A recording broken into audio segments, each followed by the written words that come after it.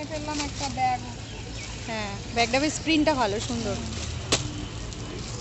Good morning, তোমরা সবাই কেমন আছো? আশা করছি ভালো আছো। প্রচণ্ড ঠান্ডা পড়েছে, বাবারও প্রচণ্ড ঠান্ডা লেগেছে, ওইখানে একটু পড়তে বসেছে। আর একটু পরে আজকে আমার একটু বেরোবার প্ল্যান আছে। তো যাই হোক, বলতে বলতে সমস্ত কাজকর্ম মিটিয়ে বাবা স্কুলে বেরিয়ে গেছে, বাবাও বেরিয়ে গেছে, আমিও বেরিয়ে পড়েছি।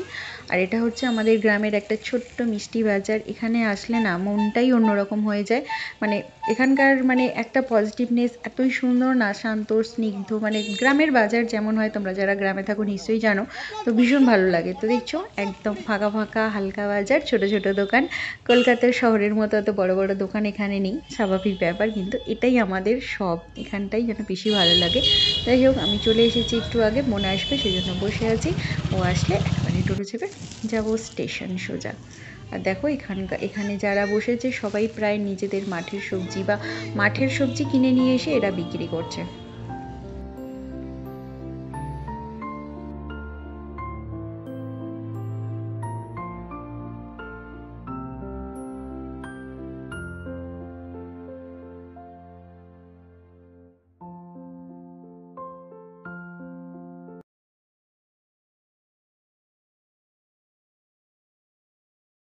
আর এই যে স্টেশনে চলে এসেছি, আমাদের ট্রেনও এসে গেছে। দুদিকে দুটো ট্রেন ঢুকছে, একদিকে আমাদের ট্রেন আর একদিকে একটা মালগাড়ি। প্রচণ্ড শব্দ হচ্ছে, তোমরা দেখো। এবার চলে যাব আমাদের ডেস্টিনেশনে। আমাদের এখন প্রায় দিনই বেরোচ্ছি, কিছু না কিছু কেনাকাটা থাকছে।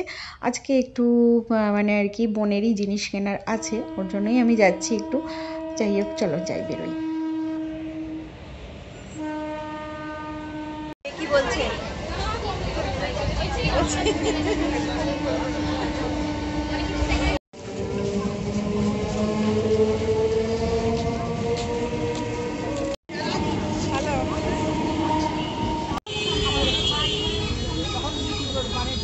ট্রেন থেকে নেমে পড়লাম, নেমে আমরা বাসের জন্য এখানে দাঁড়িয়ে আছি। বাস কিছুতেই আসছে না। মানে শীতকাল হলে কী হবে, রোদের প্রচণ্ড তাপ, মানে রোদের দিকে তাকিয়ে মানে ওই দিকে মুখ করে দাঁড়িয়ে থাকা যাচ্ছে না। সেই জন্য দেখছি বারবার বাসটা আসছে, বাসটা আসতেও আজকে লেট করছে। তো চলো, বাজেট নেই তো আমাদের, আমরা বাজারে। হ্যাঁ লাগে, 80 টাকাই দে। আপনিও বাজেট তো ফেল করছেন না তাহলে। না না না না,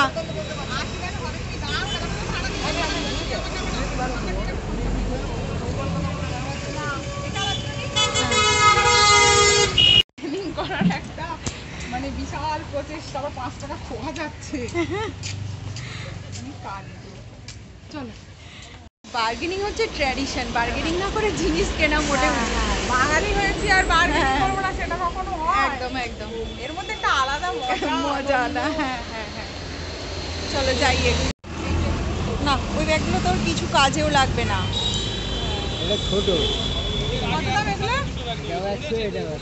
আর এই লালটা কত? 100। বলুন দিদি। কিনে ফেললাম একটা ব্যাগ। হ্যাঁ, ব্যাগটা বেশ প্রিন্টটা ভালো, সুন্দর। শীতের সকালে একটু চা না খেলে হচ্ছে না, না সকালেই চা। সকাল আর ফাঁকা ফাঁকা কলকাতার সঙ্গে একটা একটা চা, হ্যাঁ, বেশ ভালো লাগে। শীতের সকালের পুরো ফাঁকা ফাঁকা কলকাতা, ফাঁকা রাস্তা, যেটা বোন বললো পুরোই ফাঁকা। দেখো মানে মানুষজন নেই বলতে গেলেই চলে। বিকেলে তো এই রাস্তাটা দিয়ে হাঁটা যাবে না, এত প্রচণ্ড ভিড় হয়। নিবি? হ্যাঁ পড়বি, সকালের দিকগুলোতে পড়বি। এটা বেশ ভালো লাগছে এটা।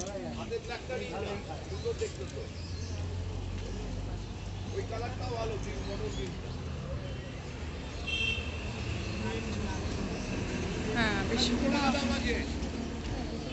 তো চলে এলাম ফাইনালি, যেটার জন্য আসা, বোনের জন্য শাড়ি কিনতেই এসেছি। ওর একটা শাড়ি কিনে দেবো, বিয়েবাড়িতে পরবে।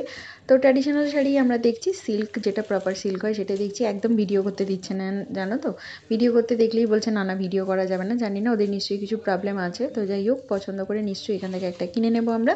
তো হয়তো আজকে দেখাতে পারবো না, তো বিয়েবাড়িতে যখন পরবো নিশ্চয়ই তোমরা দেখতে পাবে। আচ্ছা আমি কিনে দেবো, এই স্টিকার কিনে দেবো, চলো যে বাজারে হোক। কত বড় হয়ে গেছে, মিলছে একটু।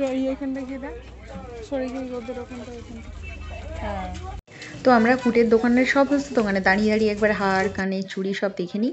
যেটুকু যদি পছন্দ হয় তো কিনি, না পছন্দ হলে না কিনি। কাকুগুলো মাঝে মাঝে বলে নেবে না, তো দেখার কি দরকার, মানে যাই হোক মজাও হয়। জানো তো এত ঘুরে ঘুরে এই কিপটা কিচ্ছু খাওয়ালো না, শুধু ঘোরালো আর নিজের যা দরকার ছিল রিকোয়ারমেন্ট ফুলফিল করলো। ওর এবার বলছে চল আমার সময় হয়ে গেছে, ওর বাড়ি চল, যাই চলে যাই চলো। ও কিছু খায় না, বাইরের কোনো খাবারে ওর সবেতেই আর কি অরুচি। খেয়ে আমাদের কাজ আজকের মতো মিটে গেল। এবার বাড়িতেই প্রত্যেকটা বাসে অসংখ্য ভিড়, ওই জন্য উঠতে পারছি না, চুলটুলের অবস্থা খারাপ। তো চলো এবার বাড়ি যাই। বিকেল গড়িয়ে প্রায় সন্ধে হতে চললো। বিকেলে একটু স্ন্যাক্স খেতে প্রচণ্ড পরিমাণে মন চাইছে। সারা কলকাতায় তো কোথাও একটু খেতে ইচ্ছা করছিল না, পেটটা ভরা ছিল বলে। তো চলে এলাম ফুড প্লাজাতে, একটু দেখি চাট কিছু খাবো আর কি, সেটাই ভাবছি। হয় পাপড়ি চাট নাহলে রাজকচুরি চাট। বোন বললো রাজকচুরি চাটটাই নিয়ে, ওই জন্য বললাম একটু প্যাক করে দাও, আমাদের ট্রেনেরও সময় হয়ে গেছে, ট্রেনে বসে বসে খেয়ে নেবো। ওর জন্য একেবারে প্যাকিং করে নিয়ে নিলাম। টকটা একটু বেশি করে দেবে, হ্যাঁ মিষ্টিটা একটু বেশি, আর একটু দাও। এই আর বেশি চাল পাগল নাকি খেতে পারবি না। ও আচ্ছা আচ্ছা।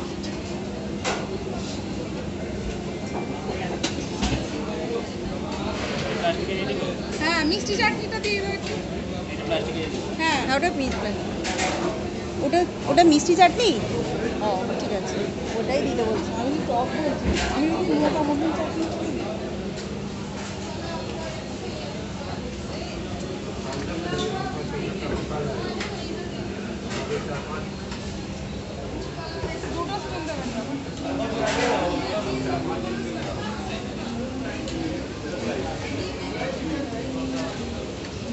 যে আমাদের নেওয়া কমপ্লিট। এবার আমাদের ট্রেনও প্ল্যাটফর্মে দিয়ে দিয়েছে, ওই জন্য তাড়াতাড়ি করে যাচ্ছি। অনেকটা হাঁটতে হবে এখন, তারপরে তো লেডিস কম্পার্টমেন্টে উঠতে পারবো। ঘোরা কমপ্লিট, জোরে বল। তো আমাদের ঘোরাফেরা কমপ্লিট হলো, এবার বাড়ির উদ্দেশ্যে রওনা। এর তো একটা লেজ আছে, এখনো হুপুপ করতে করতে লেজ এসে পড়বে, সেই জন্য আমরাও বাড়ি। আর সন্ধে তো হয়েই গেল। বাবাইও সেটাই বলছে, বাবাই স্কুল থেকে বাড়ি চলে আসবে। বাড়িতে গিয়ে ওর তো কিছু কাজ নেই, মা সব করে রাখবে। আমাকে গিয়ে আবার সব করতে হবে। আর এখানে আমাদের বাড়ির পাশে হচ্ছে ইউনিভার্সিটি, হয় এটা হবে নার্সিং কলেজ, না হলে ইঞ্জিনিয়ারিং কলেজ, যা হোক কিছু একটা হবে।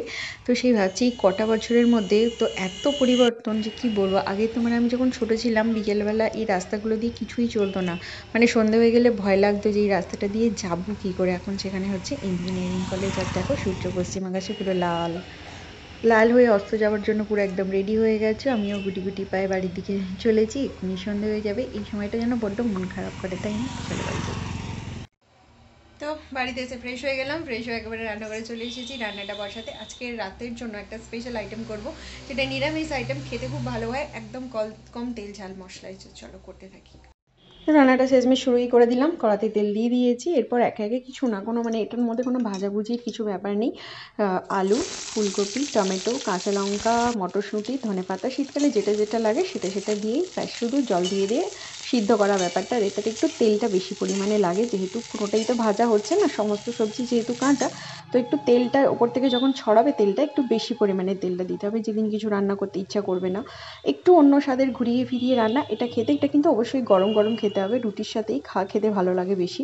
তো রাত্রের মানে চটজলদি রান্না হিসেবে হয়তো কোথা থেকে এসছো, তো একদম কুইক, কাটো চাপাও আর নামো, এরকম একটা ব্যাপার। খেতে ভালোই লাগে গরম গরম। স্যুপ টাইপের হয় আর কি, ওই সাদা আলুর তরকারি যেরকম হয় সেই স্টাইলের। তবে এর মধ্যে একটু ফুলকপি থাকে, অ্যাড থাকে, একটু মুখ ঘুরিয়ে স্বাদ ঘুরিয়ে অন্যরকম রান্না। চলো জল দিয়ে দিলাম, সমস্ত কিছু পরপর দিতে থাকবো, হয়ে যাবে। আর তো কিছু দেওয়ার নেই, এবার চাপা দিয়ে দেবো ওরা। আর হ্যাঁ, এটার মধ্যেই যেটা তোমরা এটা সাদাও খেতে পারো, হলুদটা নাও দিতে পারো, আবার হলুদ দিয়েও খাওয়া যায়। আর এই দেখো দেখতে এরকমই হবে। ওপর থেকে এবার তেলটা আমি ছড়িয়ে দেবো, ব্যাস হয়ে গেল আমার তরকারি। রাত্রেবেলার এবার খাওয়া দাওয়াটা বাকি আছে। বাবাই তো এসে পড়তে চলে গেছে, ও এখন আর বাড়িতে নেই। তো আসলে রাত্রেবেলা যখন খাওয়া দাওয়া হবে আমার তখন দেখা হবে। এখন আমি একটু চা খাই।